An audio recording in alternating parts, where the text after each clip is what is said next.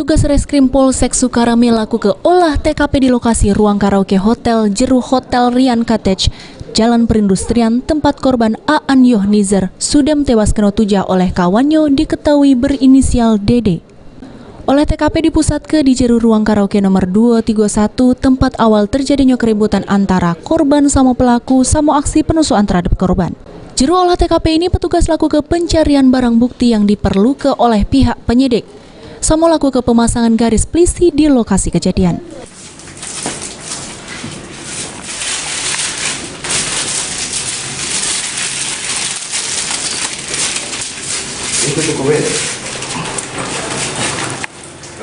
Menurut Kanit Reskrim Polsek Sukarame Ibtu Marwan, pemasangan garis polisi sama olah TKP ini merupakan rangkaian guna proses penyelidikan, di mana untuk terduga pelaku yang sudah diketahui identitasnya ini masih jeru pengejaran.